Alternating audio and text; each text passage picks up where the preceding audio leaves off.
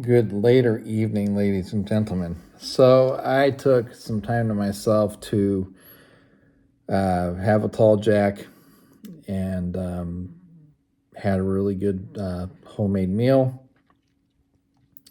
Got pretty tired all of a sudden, sat down YouTube for a while.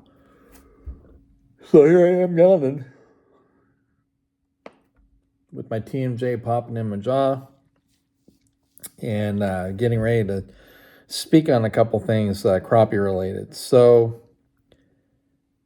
I have one of my friends,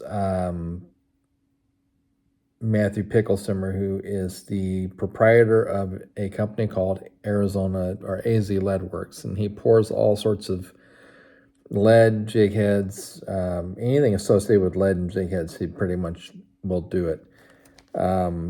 Very easy to work with, very good at what he does. I tend to get plain jig heads from him because if I'm going to buy painted ones, I usually get them with the hard candy shell type lacquer paint that the typical stores have. But a lot of times I throw very realistic colors, so I tend to ignore the painted heads. And I find that, for me anyway, that taking a regular ball head and flattening it out and putting glue on eyes with super glue on top of that.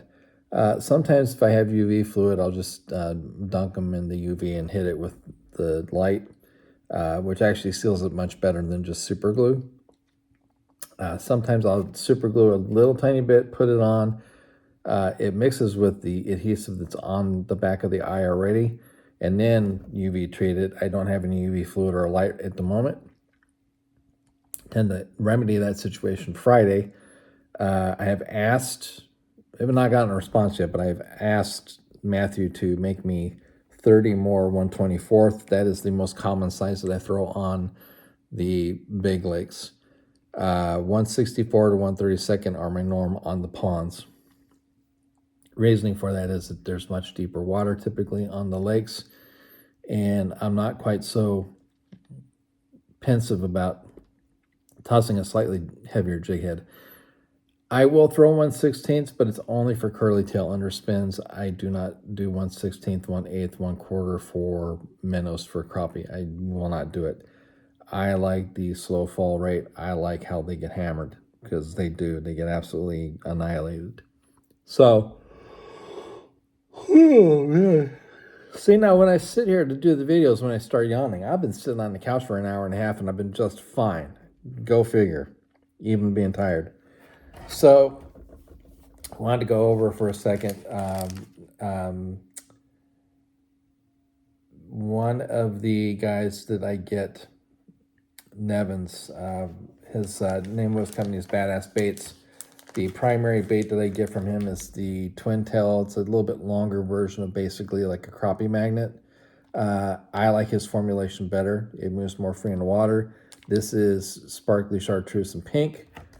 I have a version of pink that is more pink on the top and slightly translucent on the bottom. Very good color in murky water, by the way. And then the quintessential clear water or clearer water color, the white bottom, translucent blue, flake, silver top. This one gets hammered by big crappie, even if it's just like slightly stained water, not really like murky, but just stained. Mall City, man. Then I gotta find this too, because it definitely pertains to this. I finally got back to having an actual bag because I'm getting on boats more than ponds now. Okay, so that's going to be at the end. Now, Matthew started pouring soft plastics. Excuse me for a second. People and their indications. And I got to be honest with you, I really have, so far what I've tossed on his soft plastics, I've really liked them, okay? Gotten really good colors. I've got this, it's like a black silver flake, kind of cool, translucent, like almost monkey milkish, more of a kind of gold green tinted minnow pattern. Got these nice kind of fluorescent blue, almost purplish with the clearer tail. And then more of this like green pumpkin motor oily. Good. This is a good stained watercolor one right here. God, again, stop. People won't leave me alone. But the reason I like these baits, this is one of the eye jigs that I put the eyes on. You see how it kind of looks off kilter, but when you turn it sideways, it looks like it looks. It looks pretty natural to the fish. I know people get the ones that are pre-painted, sparkly, got the eyes on them. I like getting slightly ghetto with it. These are 1/24 that are smashed as flat as I can get them with the eyes put on. These are 5mm. And this is that one that has kind of like that light flake to it. But it's this tail, man. It's got that little tiny bit of a fork to it, but it's really, really super long. So it's over 2 inches long, but a lot of it is in the tail. And that is a key component of why that body style for Matthew works so well. I know that it's a mold that he bought, but it's got that keel on the bottom, that little bit of belly, and it's got that forked tail. It does work, man. It puts it in the boat big time. I saw it in action, and I'm a believer, man. He's made some pretty good colors. I've seen other colors of his that he's had, that he's posted, but I try to stick as natural as I can. Like the reason I've got the badass baits in those colors brighter than usual is because a lot of times, like Bartlett, which is where I like crappie the most because it's not that far away, and there's some big crappie in there. It's the Jack Daniels talking, I swear to God. They tend to have like this kind of off green tinted color. Visibility is not bad, but it's still stained water. So I like to get a presence in the water. So if the natural colors aren't working, then I'll switch to those colors, essentially. And now, the other thing that my friend Raymond Ramirez does is he does very good pours of curly tails and makes great underspins. So I've got this one is in kind of like that translucent with the blue and purple flake. I've got the one that's got the purple and the silver, kind of a variegated minnow laminate, same spin. And one of my favorites in pretty much any watercolor, the go-to, the white. They seem to always get pounded the hell out of, so I have no reservations about tossing them at all. They are definitely a lake day bait. I do not throw those in the ponds because the ponds are fairly shallow, all of them. And those, even though they're 1/16, they tend to fall pretty fast by nature of the head and the body being fairly heavy. So I try not to. The surprise to me, and when I went to Copper State and I looked at these bodies, I thought, this is the stupidest fucking thing I've ever seen. There's no fucking way this works. And I said that to one of the kids that works there. I say kid, I'm 53 years old. Anybody under 30 to me is a kid. I know it doesn't make sense, but that's just the fact of the matter. People in their 50s tend to think anybody under 30 is a kid. The Clobber minnow from 6 Cents. It looks absolutely asinine to me. I can't put my head around it, but it fucking works. I'm a believer. I think it looks ugly. I think it looks like somebody drew it out of fucking crayon and then said, just do it. But I know that the people that engineer the baits are people that know biology and instinct in fish. So I try to use the eyed 1/24, but because they don't have a lot of eyes right now, I went back to the ball heads. Just straight lead ball head. It's unassuming. They see the body. That is the threadfin shad, and then I've got the pro chicken, and I'm gonna get the lime truce and probably the atomic green one, the one that's like the black top in chartreuse. Still not gone back by Copper State yet. I'm gonna go Friday, because the combination of this, okay, of this and this is phenomenal. This fish stick and shad, I'll take it and I will put it on the top of the back. I'll just rub it on nice and thick, and it takes forever to wear down. It gives a shimmer in the water. It is not a scent that reeks like the Bang garlic or some of the other ones that are like really pungent. It's actually very subtle. You can put it right up to your nose and not pass out. It's actually really subtle, but God, it gets fucking hammered. Holy shit. When I went with Matt a couple weekends ago to Bartlett, one of my newer fishing friends, he's got a newer Triton 18-foot. It's got a kick-ass truck. Came by, picked me up. I brought 3 rods. I used 2. And we put the green lights on. And we weren't able to get any shad. They just weren't coming up high enough to cast net. But we were throwing jigs, not the clobber minnows. I hadn't had them yet, but I had the heads. And we were throwing all the other representations that I had, including these badass baits in the outlandish colors, and just decimating shit. I mean, we were like, every other cast was pulling one in. But I'm not fishing at local ponds anymore, except for one in particular. And I tried it the other day with the clobber minnow and one of the badass baits. And let me tell you something, I got annihilated. Now, during the heat of the summer, I get a lot more on this particular pond. Anybody that knows me knows which one I'm talking about. Once the shad run and they're on the surface all the time and you're able to cast net them, it is shad only at that point. I do not throw a jig unless I run out of shad and can't catch anymore. And then I'll switch back. Until then, it's shad only. Because it fucking works. The shad, there's just this candy factor to them, which is why I have this fish stick shad. It lasts forever. Just don't leave it in your car in the summertime or it will fucking melt. I have seen people that have taken a sliver of the fish stick off, like a pat of butter, but a skinnier one, heated it up to where it dripped in a bag, thrown their baits in it, and let them sit in this.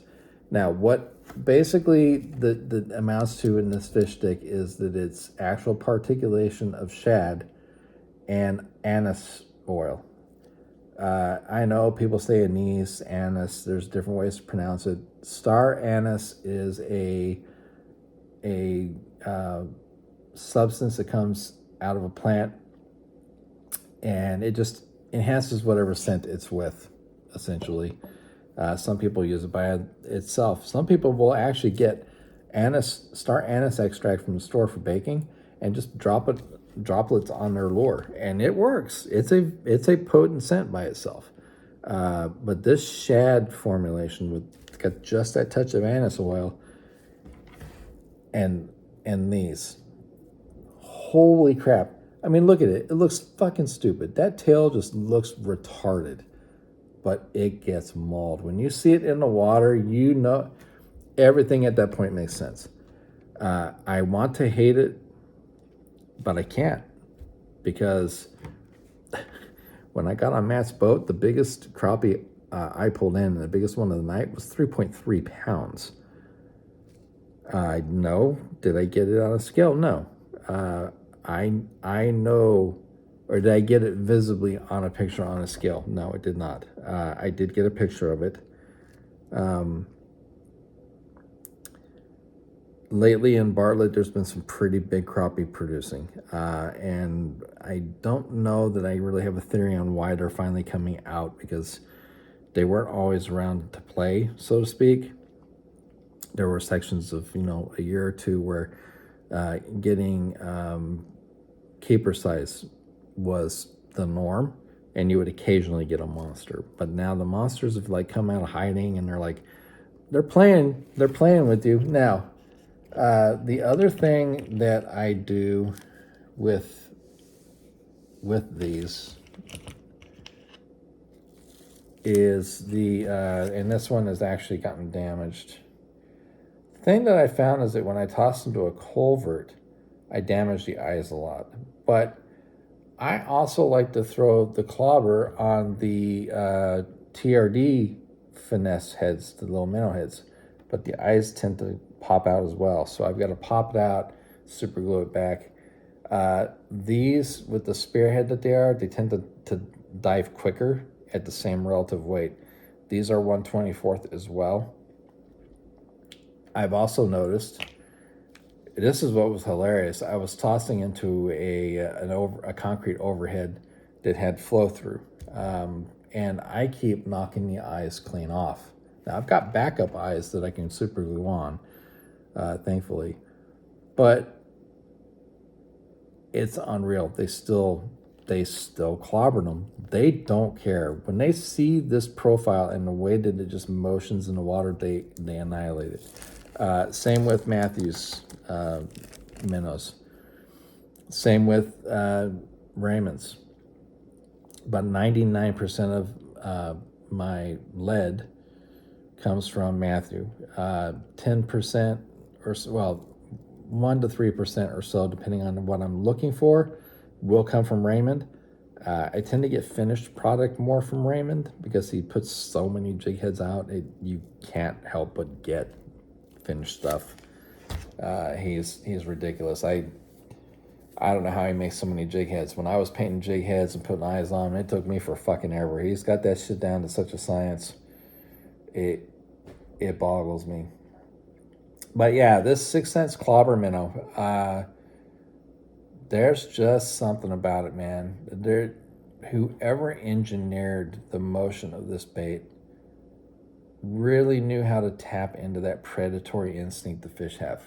It's just as simple as that. So I've got all of my baits. I've got tons of different Raymond stuff. I've got tons of badass baits.